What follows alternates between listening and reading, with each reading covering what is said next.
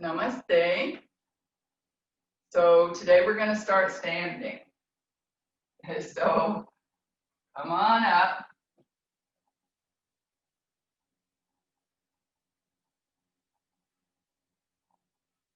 Just bring yourself into a comfortable standing pose for a moment. We'll take a moment to ground down, find ourselves rooted and tethered to Mother Earth.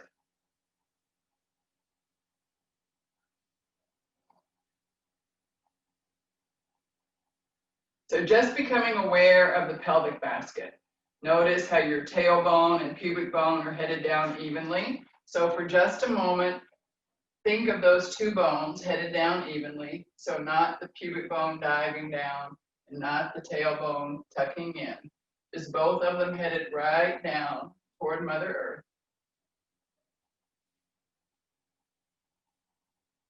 Lift your toes for just a moment and then go ahead and lay the toes down.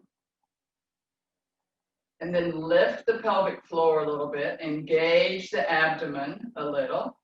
Relax your arms, shoulders melting down the back of the body.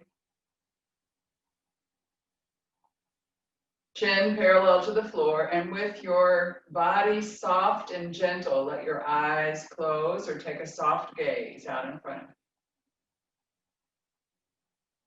The breath will be in the lower chest because the belly is slightly engaged. Make sure you're not gripping with your bottom, with your gluteal muscles. No gripping is needed.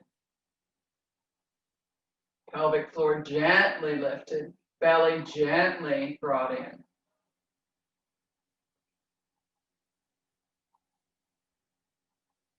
And then bringing the hands into the heart, Anjali Mudra, thumbs resting gently on the sternum. With gratitude, we salute all the great yoga masters, past and present. With joy, we recognize the excellent wisdom teachings of yoga and Ayurveda. And with vigor, we dedicate ourselves to self-transforming practice. Find your intention for your practice today.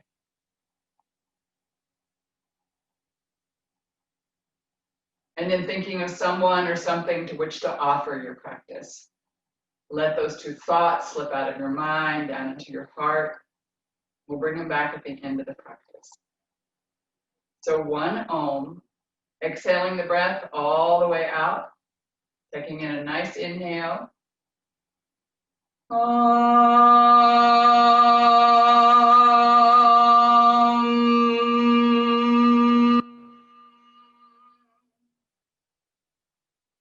And then letting your eyes flutter open. Just relaxing your arms for a moment. Just shake, just barely shake it. Just let the weight, the gravity come down into the fingers. Good. And then shake the whole arm, shake the legs. Just shaking everything for a moment, waking up. Even the skin, waking up the skin. Good. And then pace a little. Swing your arms.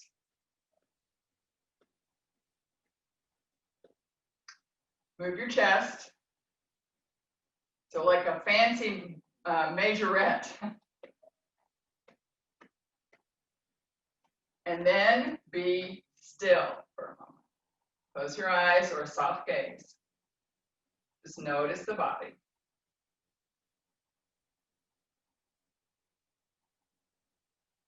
Good. I'm going to turn to the side so you can see. So we're going to do a little sort of our cat pose, but standing. So we're going to take the arms around, curve our spine, arms at about 45 degrees headed down, and then come up and curve the spine. So it's all in the thoracic, just building on what we already have in our lumbar spine, not accentuating anything in the lumbar.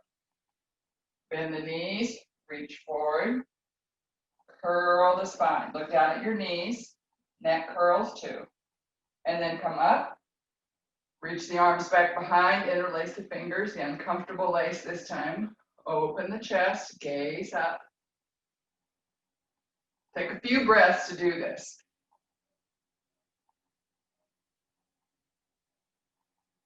Couple more. Change the interlace on the hands every time. Let your neck be an extension of your spine.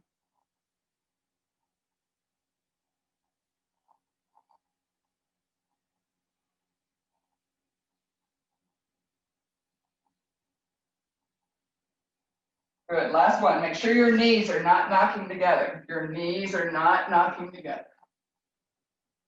And relax to neutral. Good, just coming into your neutral spot for a moment. Great, let's take the feet out to the side and externally rotate enough. We're gonna go to goddess pose, just enough that you can put your knees over your ankles. Drop your seat down with gravity, but lift up the pelvic floor. So drop the seat down, lift the pelvic floor. Good, and then come up. Slowly. Keep your pelvic floor without tilt, either way. Pubic bone, tailbone headed evenly down. Bend and straighten. This is good for the pelvic floor. It's also really good for your knees, as long as your feet and your knees are in the same exact direction. So check it out. Make sure when you go down, your kneecap and your second and third toe are headed in the same direction. Squat a little deeper.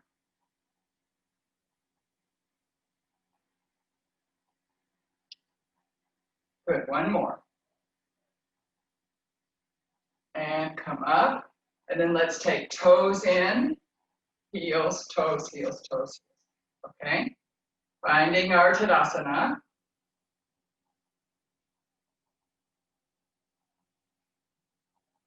And then we're going to spread the legs far apart into Upavista Konasana, wide-legged angle.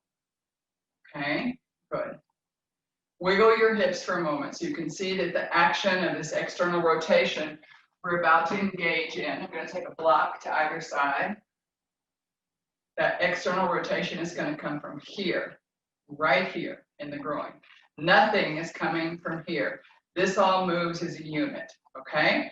So I'm gonna keep my hands here for a minute. You might try it too to make sure that you're not moving, you're not twisting anything. This is staying as a unit, okay? I'm gonna lift up my left heel and externally rotate my left leg. Good. And that took my body out to the left a little bit. Otherwise, I was gonna get a big crick in my spine, okay? Good. And then lift the heel and put it back. Good. Right leg, lift the heel, externally rotate. Notice how the whole trunk now goes a little to the right. Good. Lift the heel and bring it back. Good. Readjust. Externally rotate. Left leg. Let's lean to the left for just a moment until we get that diagonal line of a triangle pose. Just relaxing like a pendulum your left arm. Just relax your left arm, let it swing. We're going to swing until it goes all the way parallel to the floor. Good. Flip the palm up. Take the right arm parallel to the floor. And notice, you just notice your whole body. What's active, what's moving. Lift the pelvic floor, belly's in. We're going to straighten arms and come up. And we're going to go back to that lean with the arms extended. Don't go past. Come up and lean. And come up. Keep the right hip tethered. Don't let it sink out. And out. Release the arms and come back up. Come off the heel and return the foot. The whole leg, okay? So knee and toes are now toward me. Lift the right heel, whole right leg externally rotates. We're just going to bend, okay? And then just letting your right arm become a pendulum. And then swing it a little bit more. Little bit more, little bit more. We're gradually warming up the shoulder. And then out, flip the palm. Shoulder blades firm on the back. Left arm extended. Make sure that your left heel is out enough to fully support your left leg. We're going to inhale up. Exhale, return. Belly to spine, pelvic floor, lift it. Inhale up. Exhale, return. Inhale up. Exhale, return. Last one. Inhale up. Exhale. Just release the arms. Good. Coming back up. Come off the heel and unrotate. Great. Heel toe, heel toe, heel toe, heel toe. Find Tadasana. Pelvic floor balance. Really sure your pelvic floor is balanced. So no dipping the pubic bone down, no dipping the tailbone in. Complete balance on the pelvic floor. And then lift the muscles. Perineum, everything in there lifts.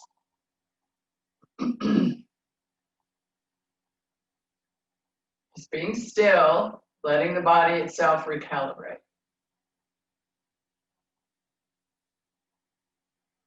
Good. So for just a moment, we're going to do a balance pose. And it's a balance pose that involves all of our entire postural muscles. Your body will work really hard for just a moment. Dancing Shiva, a lot of you know it, that do it with me occasionally, okay? So we're going to externally, well, let's just start by peeling up the left heel. Just peel up the left heel, okay?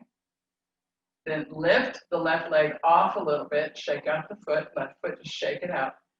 We're going to cross it over and plant it. You want to kickstand, okay? Draw in the hips and draw up the pelvic floor. So you're never sinking into the hips relaxed. You can sink into the hips, but they're engaged, like you have corn cob steaks right here. So coming, bending a little bit, good, excellent. Arms both out to the side. And then we're going to take our left arm over as our right arm comes under, and we're pressing away with both arms. Take your gaze down to your left big toe. Let's join our index finger and thumb in Gyan Mudra, the mudra of knowledge. And on your upper hand, your left hand, flip it toward the ceiling, palm toward the ceiling. And then walk your gaze out to the right until you come to the back of your left hand with your gaze.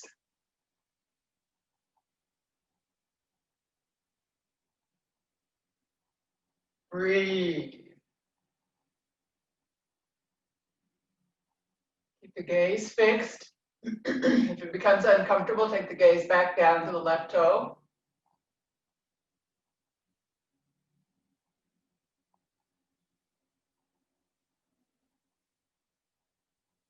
Again, keep the hips firmly rooted. You can flex at the hips, but do not loosen them. Don't sink into those hip sockets.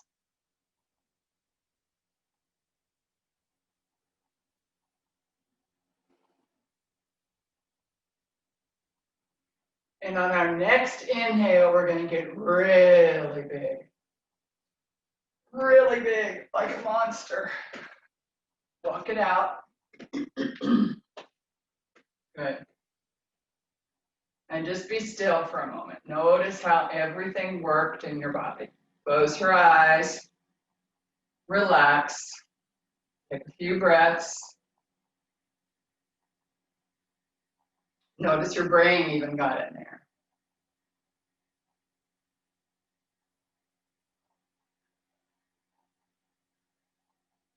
See if you can find your heartbeat.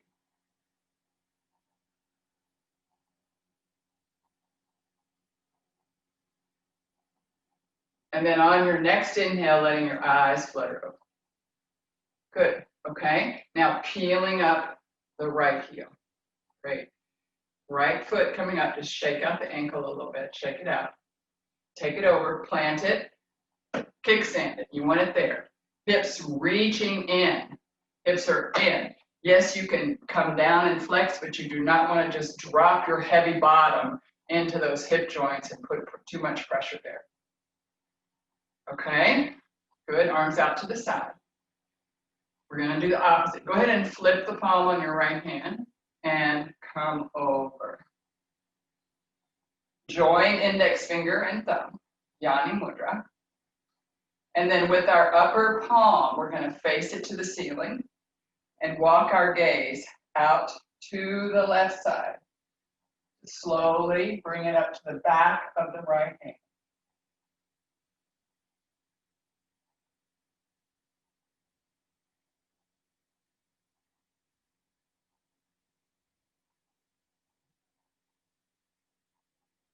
Breathe.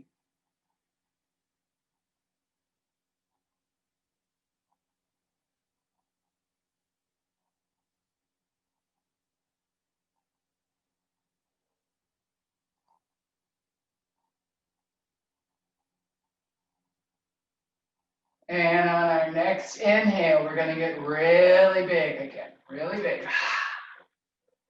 Walk it out like a monster. Good. And then find Tadasana. Close your eyes, 6 or 8 breaths. Soft breaths, not controlled breaths. Just let the universe breathe you.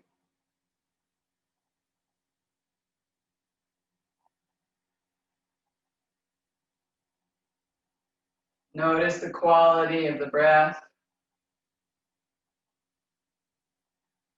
Notice the quality of your thoughts, your mind.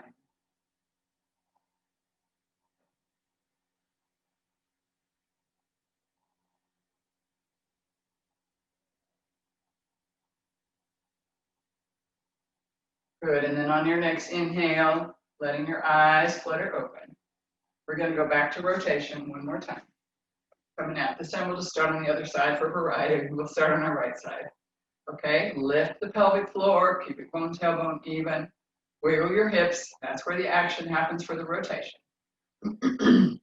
Lift up the right heel and externally rotate the right leg. So the whole leg from up here, not just thinking about your lower leg. Good. Excellent. Go ahead and bend where we were. Great. And now we're going to add bending the knee and placing it over the ankle. Good. You can take your right hand and just put it right above your knee. Don't collapse into it. Stay upright. Just use it as a support, but a very gentle support. Go ahead and take the whole left arm up, flip the palm, and bring it over into a diagonal line. So this side angle, we have this diagonal line. So don't come down. Stay up. Sternum, chest,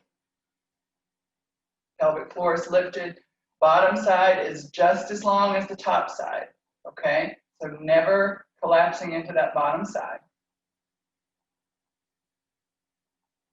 Breathe. And then straighten the leg. Arm reaching up, find our triangle. And then we're going to go from here to warrior 2 by bending our knee and bringing our arms out to shoulder height. Good. Gazing out over your hand. Breathe. Lift the pelvic floor, belly is in. Really reach away, fingertip to fingertip across the shoulder girdle. Then begin to straighten the right leg, arms coming up overhead, gazing back toward me. Hands to the heart as you release the rotation. Bring the right leg back to neutral. Peel up the left heel and externally rotate the whole of the left leg. Good. Just relax your arms for a minute. Be in that, one thing at a time. Good. And then our lean. Just lean for a moment. Find your lean. Great. And then we're going to stack the knee over the ankle. Place your left hand above the knee, but again, don't collapse into the left side of your body. No collapsing there. And then our right arm is going to come up. Flip the palm till it's facing over the other direction. Good. Reaching through. Make sure your right heel is out enough to give you full support here. No collapsing into the left arm. Belly is in, pelvic floor is lifted, breath is in the chest, low chest. Right about where your sports bra or your imaginary sports bra might be. Good. And then slowly triangle. Just releasing the bend at the knee, reaching your arms away from one another. Feel the energy reaching away. No collapsing here. The side is just as long as the top side. We're going to then bend our knee and bring our arms to shoulder height for warrior two. Gazing out over your left fingers. And breathing.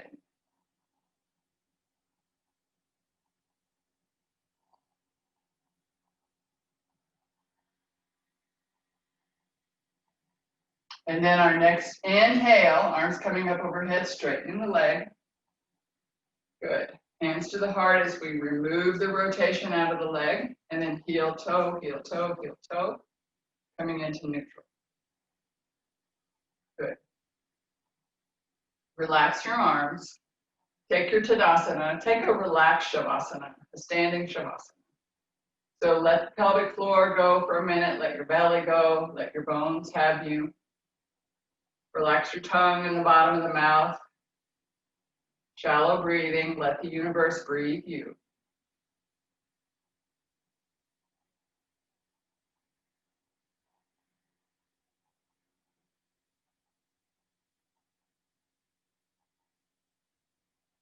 Good.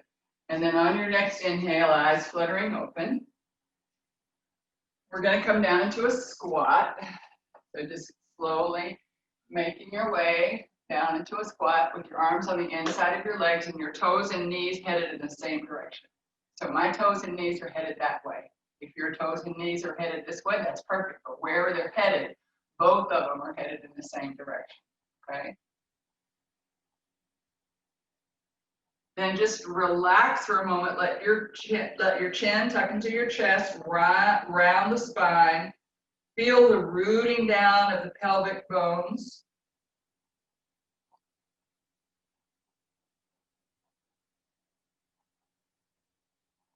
There's a lot of pressure here into the colon, which is the seat of Vata. So this is a very grounding pose. Your low back and your upper back are all in a C curve, our embryonic C curve, as you're just curled into this squat. Good, and then let's look out in front, unpeel the chin off the chest, coming back up little by little. Great, we're gonna take a little twist here. So we're gonna head over to the left side, just a little twist. Open, just gaze over to the left. Sternum headed to the left side. Exhale, come back into neutral. Inhale over to the right side. Taking your sternum over to the right. And exhale, come back into neutral. Good, one more time. Over. If you'd like to bind, take your fingers, thumbs up, dive them down, getting internal rotation, and then wrap your arms around your right leg. If you'd like to bind, keep your head as an extension of the spine. No collapsing into the neck region. And on your next exhale, release the twist. Hands into Anjali. Good. And let's do the same thing on the other side. So first, just opening, thumbs reaching up, dive the thumbs and the arms down into internal rotation and wrap them around your left leg, left knee. Head is an extension of your spine.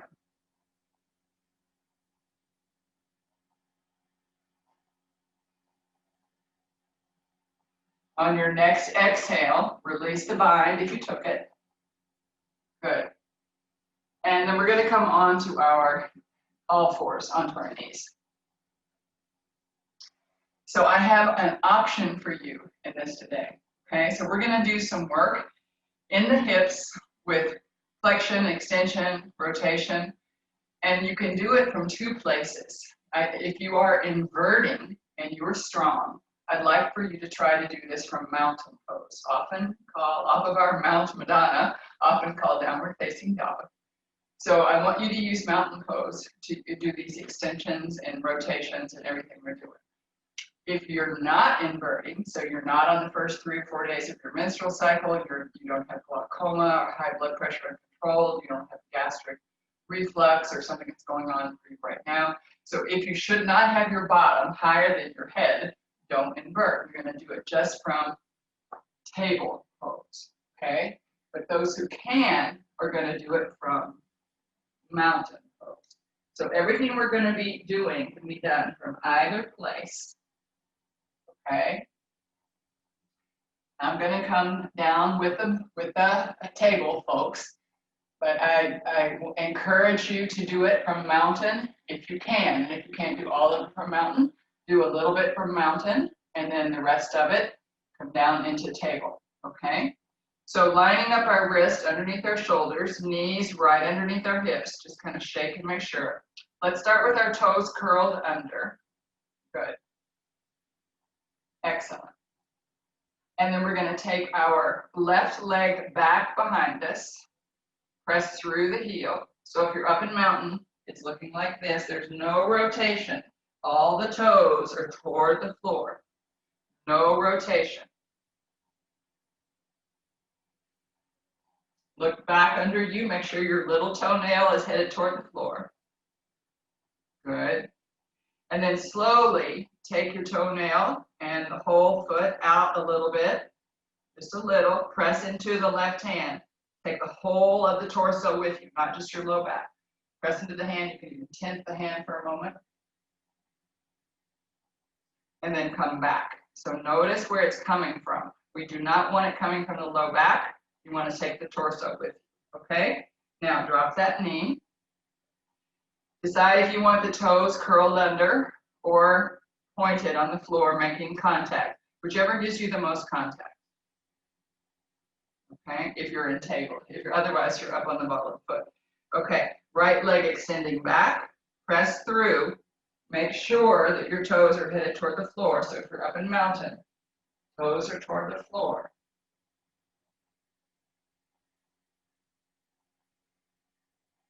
And then slowly, you're going to press into the floor and open the foot out. But don't take it just in your low back. So move the torso with it. I came up onto the fingers of my right hand.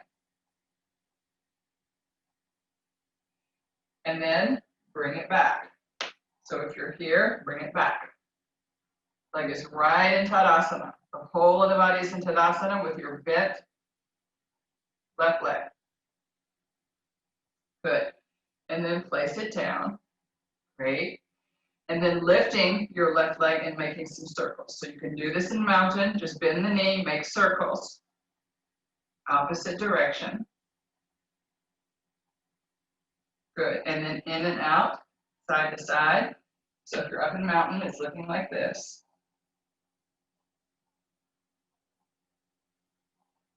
Notice my low back is not moving, just my leg is moving.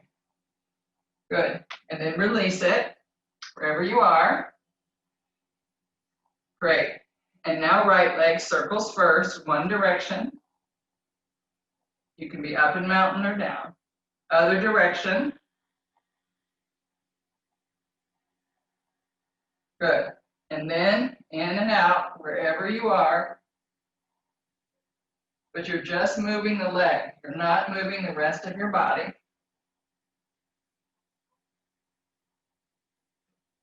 Good. And then if you're in mountain, go ahead and drop to your knees. We're all coming up on our knees for a moment and making wrist circles. Good. Other direction. And then swim your fingers a lot. Swim the fingers. Thumbs, don't forget the thumbs. Great. And then lay out our feet sitting back on our heels. Roll the shoulders. One direction, then the other.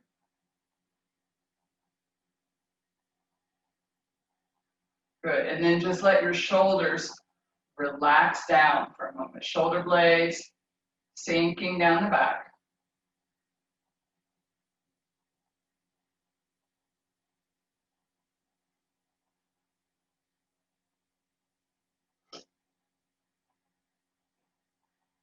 Good.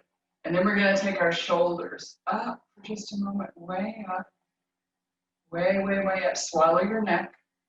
And with control, take them back and down and forward and up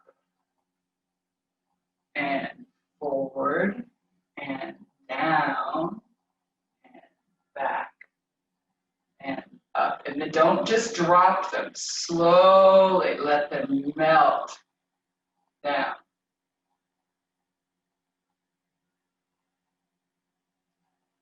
Good. Just breathing for a moment.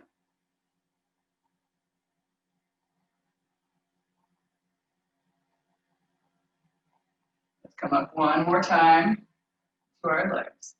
So remember the cat-cow we did at the beginning. So this time, we're going to curl, arms around, and back. Same thing. Curl, and back. Curl, and back. And curl, last one, and back. Good. And then take your hips down to your heels. Swish your legs around to the front and come into staff pose, Tadasana. Good. Press out your legs. And then let your legs just externally rotate on their own. Just drop the feet out to the side. Notice, touch the quads. You can reach in and grab, give them a little bit of a massage. They've done a lot of work for you today. Good. And then take the feet back up toward the ceiling. Separate your heels enough that they're under your second, third toe. Heels are not touching. Knees are to the ceiling, second, third toe to the ceiling. Sit up onto your sit bones. You may need to bend your knees a little bit for that to be comfortable. There's always a war going on for your pelvic basket between your low back and your hamstrings. Good. And then go ahead and draw in, oh no, draw in your right leg. Good. Just drawing in the right leg. We're going to just do a little twist, Matsyendrasana out to the right, okay? But first sitting up nice and tall, no twisting yet, just sitting tall. And then go ahead and take your left arm out to the side, really reach through the left arm, and then take the arm as much as it goes with your sternum. And then see if you've got something there. No twisting in the low back, all in the thoracic where you have ribs. Flex your left foot toward the ceiling, don't let it travel. On your next exhale, release. Extend the leg out, draw in the left leg. So we moved with ascending colon, now we're going to descending. Just think about it. Good. Just taking your arm out to the side. This arm can be wherever it's going to give you support, okay? So the whole thing is moving as a unit. Sternum, arm, everything is a unit. Bend the elbow and sitting up on both sit bones. And your head can be toward me or toward the wall, whatever you'd like. Flex the right foot, toes toward the ceiling. Don't let the leg rotate.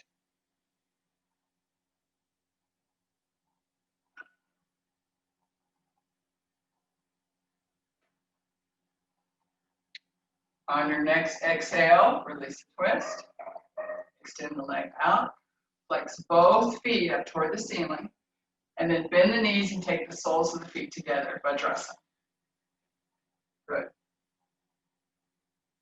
Not too small a diamond here. A diamond that feels comfortable holding your shins or your feet or your knees or whatever feels comfortable.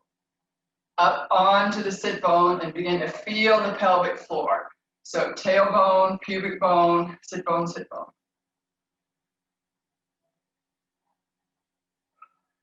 Lift the pelvic floor.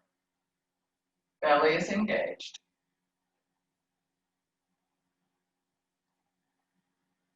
Just breathing. This pose is very good for grounding Apana Vayu, that downward flow of energy, keeping us rooted and tethered to Mother Earth.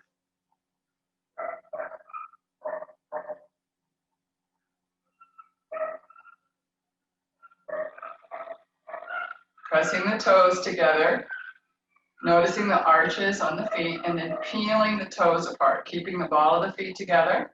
The balls of the feet are together, the toes are peeled apart. Nice and tall spine. Just noticing the arch on the feet. Maybe you can see all the way through to your mat. Maybe you have enough arch on both sides of your feet that you can see. You have an internal and an external arch. Good, and then move yourself to the outside of your knees. Pull it in. Good, and squeeze the knees. Literally squeeze the knees with your elbows. Lift up the spine, don't curl. Good. And we're gonna head to the floor after this. So I'm gonna put myself in a position where I can head to the floor. I'm gonna take a block with me so that I can do an inversion if it's appropriate. I've got the wall close to me so that if I don't want to do an inversion, I can stick my legs there, okay? So we're gonna come up into, oh, and this might be nice to have a wall close to your feet if you'd like. So just feel free if you've got a wall to do this with your feet supported. Okay, we're coming up into boat pose. So you can put your feet on there, shins parallel, arms reaching out. If you've got your feet on the wall, go ahead and let your arms reach up a little bit and lean back. Belly in. If you don't have your feet on the wall and you're just hanging in space, decide how you want to keep yourself firm. You could always hold on to the space behind your knee. You decide. Good. And then either way, drop the feet to the floor, pull in the belly, and start to roll down one vertebra at a time. You don't need to see me, so don't crane your neck. Just drop your knees into your chest. You can cross your ankles or not, whichever feels most comfortable to your legs. Just drop your knees in, into the chest. Knees are bent. Looking at the ceiling. If you crossed your ankles, uncross them. Put the ball of the big toe knuckles together. The big toe knuckles, put them together. Heels are separate. Relax your feet. No pointing, no flexing, just relax the feet. And then slowly notice your low back peel off the floor as you take your feet toward the floor. Notice the low back peel off the floor. Good. Put your feet solidly on the floor. Low back curve is there. And then come back again. Low back moving down to the floor as the knees come in. Keep your feet soft. No need to flex or point toes. And then one more time. Rolling down. Feet are coming to the floor. Low back curve. You find it. Good. And then if you have a block or a pillow or something close by and you'd like to invert, place it underneath your sacrum. If you're not inverting, keep your bottom on the floor. You can still lift your legs a little and then draw the knees in again. Bend the knees, draw them in toward the chest. You can stay here or you can extend your legs all the way up into Viparita Mudra. You're also welcome to just rest your feet on a wall if you still have one close to you. You decide. Breathing.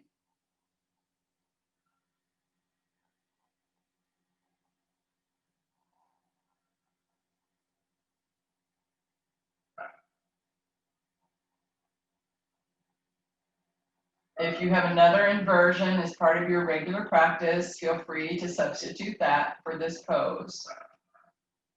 Our goal here is to move the lymphatic system more efficiently, helping to purify the body, giving it a little help of moving the lymph from the feet down through the legs, through the trunk of the body, into the place underneath your clavicle, underneath your shoulder blades, where again it goes back through our kidney system.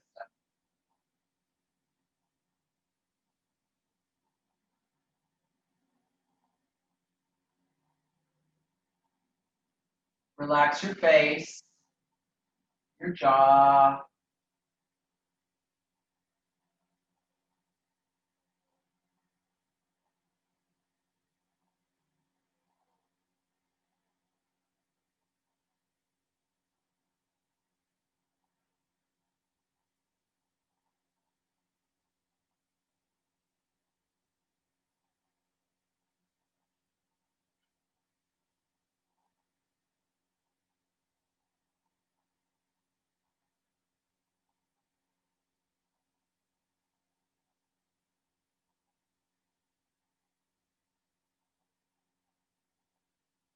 And slowly beginning to draw your knees a little bit further to your chest.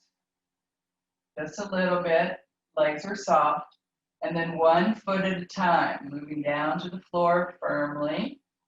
Lift off of your block if you were there, block or pillow or whatever you put underneath you, and then lower your bottom to the floor. Keep that little bit of your lumbar curve. Don't flatten it out.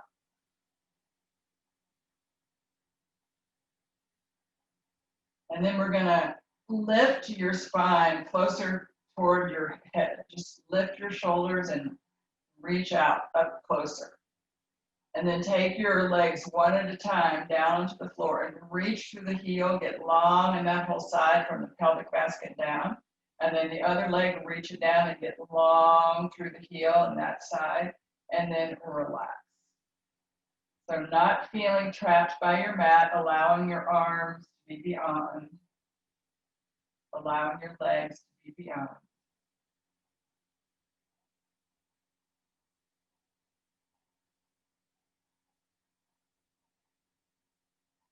If you have on glasses, this is the perfect place to remove them. Just being.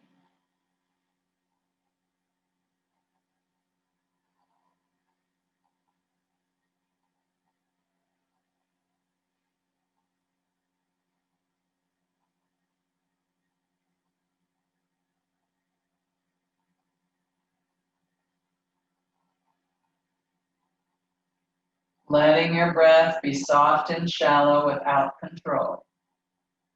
Just enough to sustain. Letting the thoughts be like clouds, drifting off, not engaging, not judging, just letting them pass by.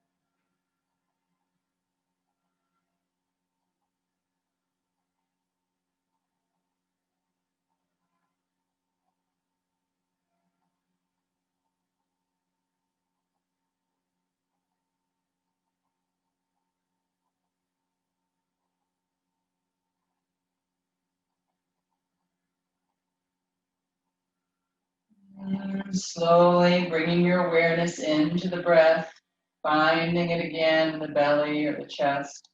Not changing, just noticing it.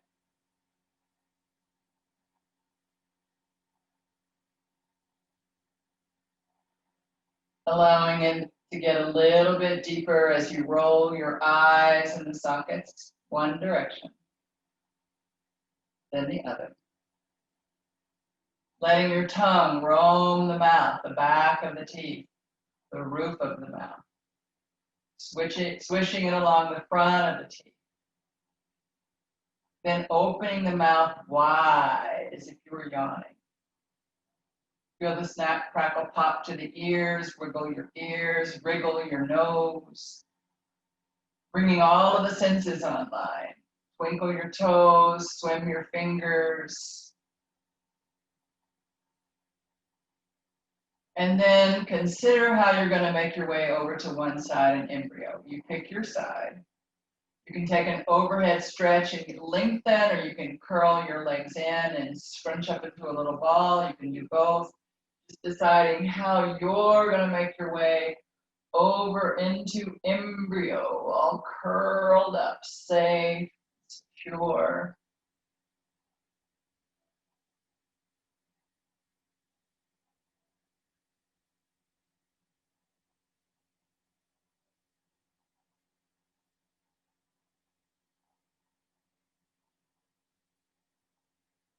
And then with your upper hand on the floor, begin to press the whole body away from the floor. Keep your head tucked into your chest until it's the very last thing that just comes up and balances on top of your spine.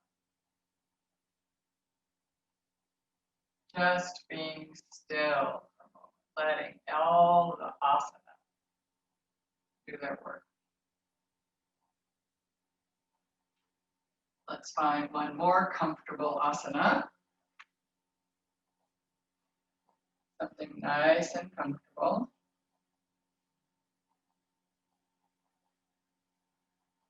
And then letting your eyes close gently without controlling it, just noticing the breath. Finding the breath in your belly or your chest, just find it, notice it. So no pranayama yet, no control, no restraint of the prana, just noticing the prana.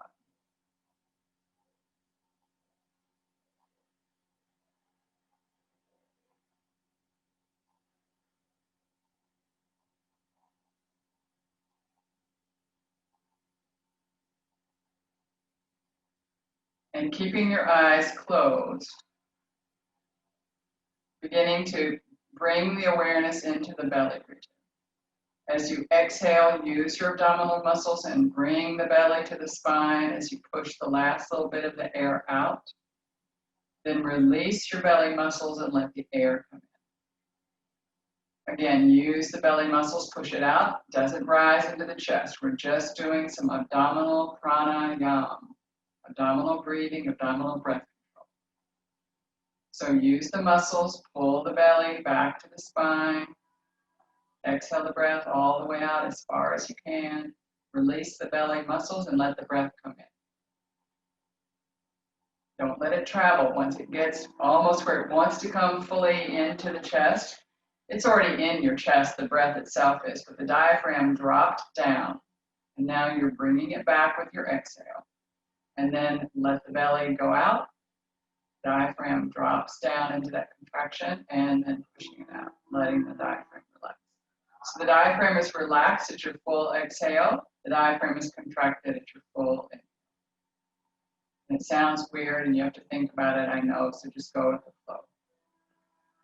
Abdominal breathing.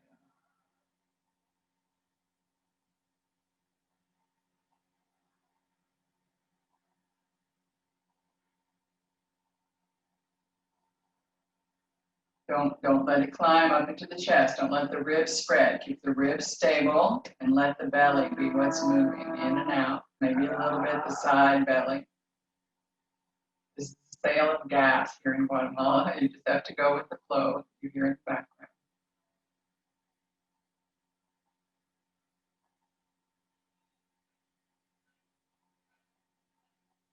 And then on your next exhale, pulling the belly into the spine, fully, fully, fully. I want you to breathe into your back ribs with an inhale. Exhale it all the way out. Keep the belly into the spine.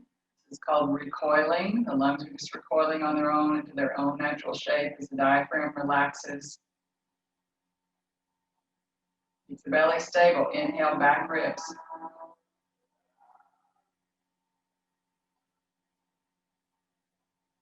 Exhale. Keep the belly in, just letting everything relax. Let the lungs expel the air naturally. You don't have to do anything in this one. The exhale is passive. Inhale, bring it in. Pause at the top. Exhale, passive exhale. Just letting the lungs recoil as you allow the body to fully exhale the breath all the way out.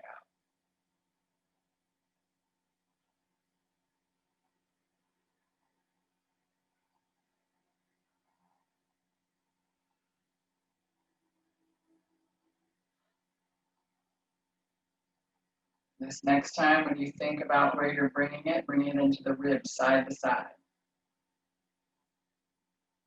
Let the ribs expand side to side as you inhale, and as you exhale, just relax. Let the breath expel all on its own, just relaxing your thoracic cavity. When you get to the bottom, belly stays engaged, not going anywhere down there. Bring the breath in. Expand the ribs side to side.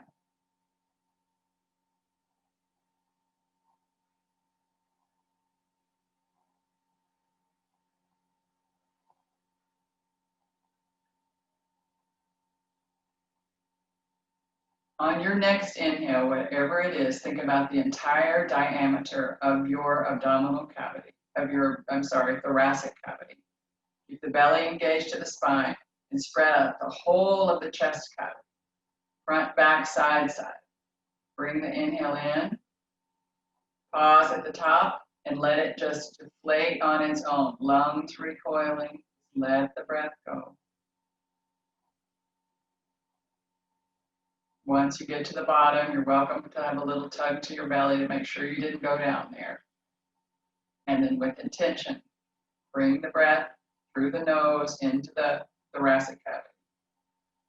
Front to back, side to side, zigzag the breath all the way around. Use your intention to do so. And one last recoiling of the lungs. Falling into your natural breathing pattern at the bottom. Just letting us move gently into meditation.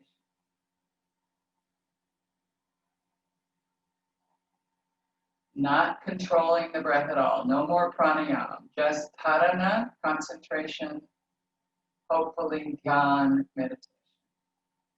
Concentrating on the breath itself, but not controlling it.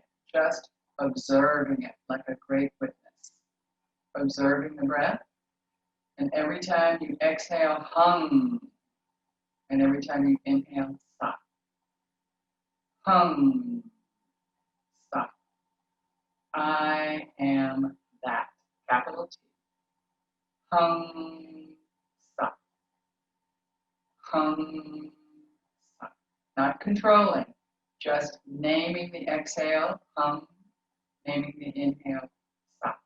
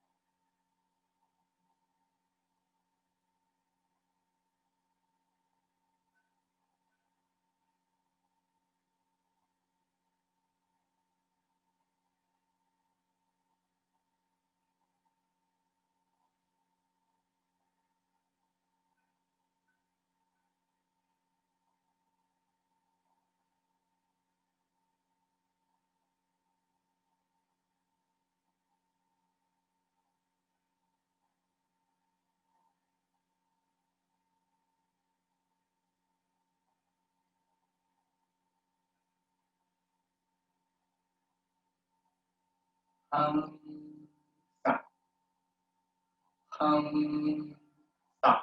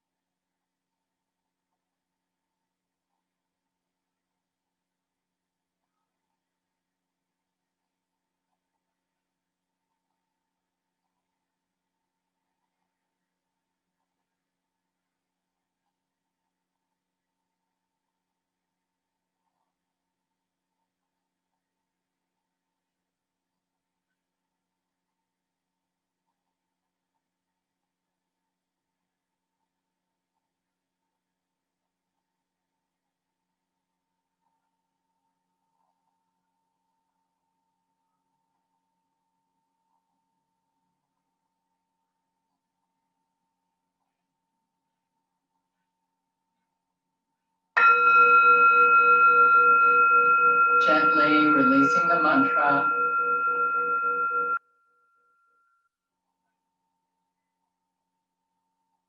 Coming back into the body.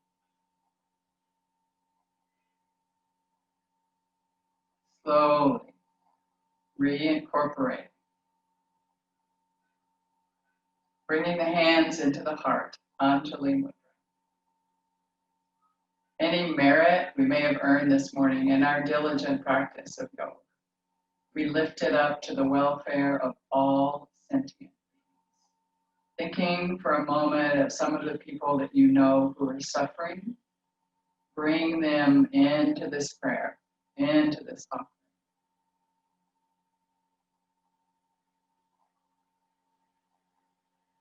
Remembering your intention and bringing that into this offering.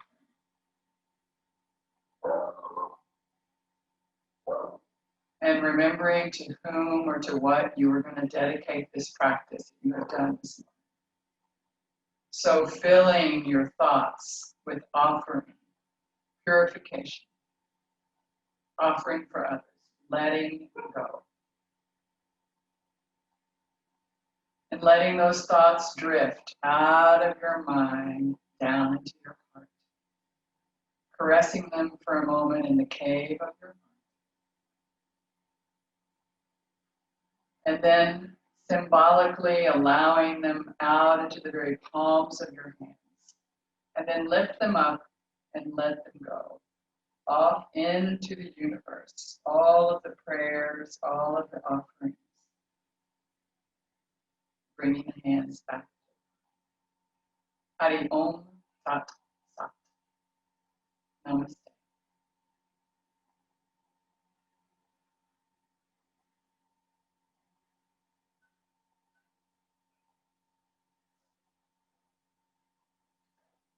I'm coming to you.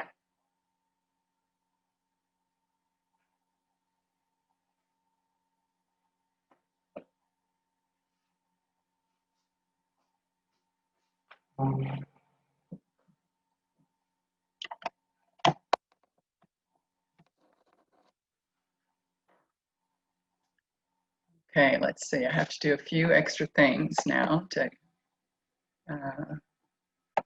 cancel. Okay. I want to go to gallery.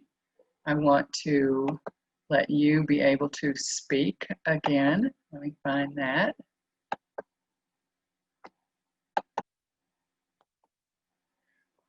Great. It should be set up. We should be able to talk if we would like to talk. So how did you do with this morning's practice? How was that for you? We worked a lot in the rotation, working at the hip joint. So is Jana here? No. Yes, you are. Okay. So this is the kind of practice that brings out tears sometimes later in the day. I remember I started my daily practice in 2000. That was when I started my daily practice. Before then, yoga had been something that was a complement of my dancing and just something that I did. I did TM meditation back for a while, but it didn't gel until one of my dear friends came past Wisconsin, shared with me. She came down for my 50th birthday. That was the year I turned 50. She came down for my 50th birthday party, and she had opened up a yoga studio and had been practicing and teaching for a long time, like maybe 2 years since I had seen her. She was so balanced and internal and contained, and we were two crazy women, right? And I was really jealous that she could be that contained. I wanted a piece of that action.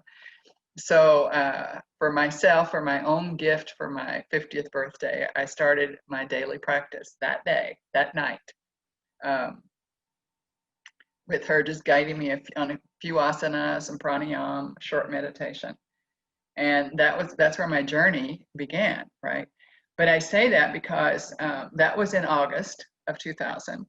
And by October of 2000, I was starving it was really September. I was starving for some kind of camaraderie, right? We had a small group of women here in Antigua that would meet on Saturday or Sunday. I think it was Sundays. At someone's house and do some asana out in the garden, and that was lovely. But I had my daily practice going, and I wanted someone I could talk to about all the things that were happening in my body, my mind, my everything. So I called Sarla and I asked her, I said, what do you think? She said, start teaching. I said, oh, I can't teach. She said, yes, you can. You've been a teacher your whole life. Teach this. This is what you teach, what you know, little by little, as you discover it. Teach what you know and teach to learn, always. So teach what you know, teach to learn, and you'll be fine. So I opened up October 1st, my studio, and things just blossomed from there, right? I mean, it was quite amazing to just discover things. I'd get up early. My kids left for school back then at 6 a.m. So the kids would leave for school at 6. I had almost 2 hours for practice before I'd start teaching classes at 8. And I taught 2 classes a day often, 7 days a week, because it was so much fun. And I learned so much, and I had some really good teachers come in from other places just by happenstance. I came to Antigua and we're talking at the restaurant, and I said, want to come teach a class? Want to come teach? And so, the word started to get out. So I had the first yoga studio in Antigua. But what I want to tell you most important about that, and this goes back to the practice that we just did in our hips and our extension and our rotation and our hips. The first 2 years of practice, maybe 3, I cried myself to sleep almost every night. My hips ached so badly. They just ached. I can't tell you how badly they ached. Some nights I couldn't even get up and go to the bathroom. I had to go to the bathroom. I had to walk, but I just couldn't. It hurt so bad. My hips would just ache at night. And I had had an ectopic pregnancy. I had wanted my whole life to get pregnant. I had some abuse as a kid. I had an ectopic pregnancy. I had a hysterectomy with a cervical cancer at 30. I had all that emotion and crap down in my hips, and it was just held in there. And so when I finally started getting some pran in there, because 2 big surgeries, one for the ectopic pregnancy, one for the hysterectomy, 2 surgeries down in that pranic area of your pelvic basket, I can't tell you how congested it was down there. And I can't tell you how many nights I cried myself to sleep. I had no idea why.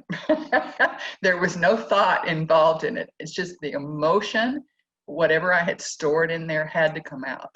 It just had to come out.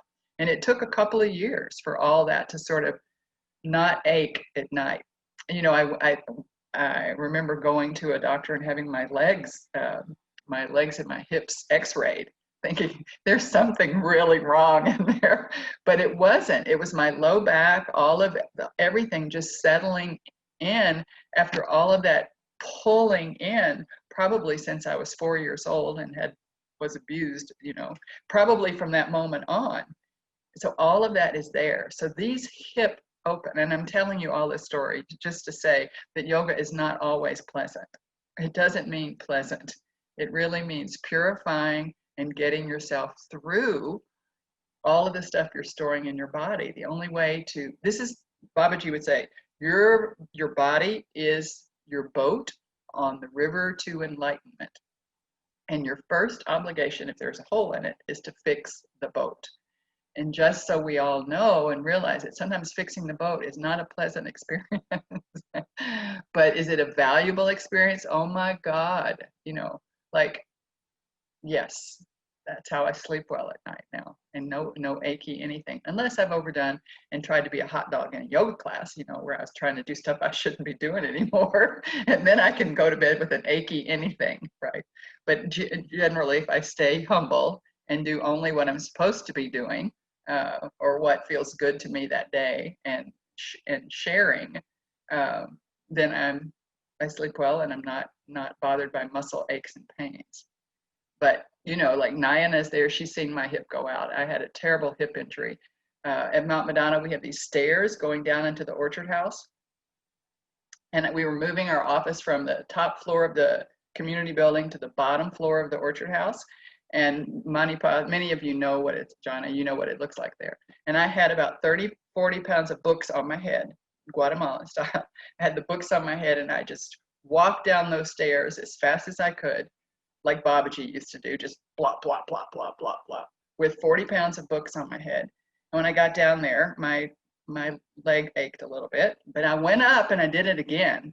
And by the time I did it again, I had pulled the tendon off of my quadratus lumborum, not quadratus, my quad, my big quad, rectus femoris, sorry, off of the big quad. I had pulled part of that off. And so that took me probably 2 or 3 years to actually re-support all of my hip and pelvic basket.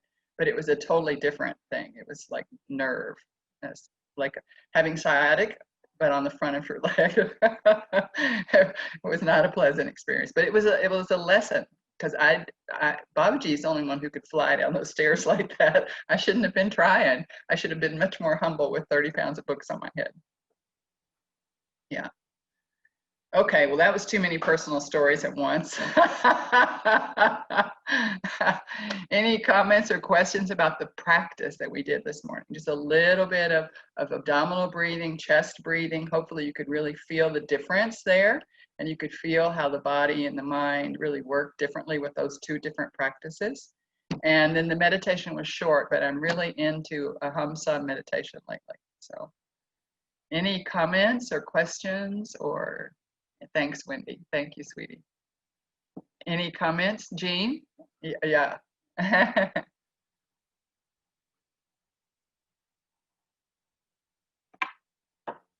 don't hear you. I'm going to ask you to unmute, and that'll give you a little thing to do. I felt that it was really helpful when you divided the belly breathing and did that for a while, and then started the expanding the ribs, because it really made it obvious to me, when it had not been before, how different those two things are. And as you say, not just for your body, but for your brain too. Right. Absolutely. And the belly breath is the more of engaging for your parasympathetic nervous system, for your rest and digest and calming you down. But it's really easy to find out how to do a chest breath, I think, if you're sending it back first and then starting to spread it in the whole circumference of your diaphragm, right? Because then you realize that I can keep that low and more parasympathetically involved than rather the sympathetic flight and flight, right? So like keeping that chest breath low so that the diaphragm is really either spreading or like in a belly breath, here's the diaphragm resting on top of my stomach and on top of my liver.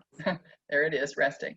And it either contracts down for a belly breath or it spreads out for a chest breath, right? And if you keep it right there at that spreading out spot in your chest breath, I feel it doesn't aggravate the sympathetic, and you don't go into that sort of way.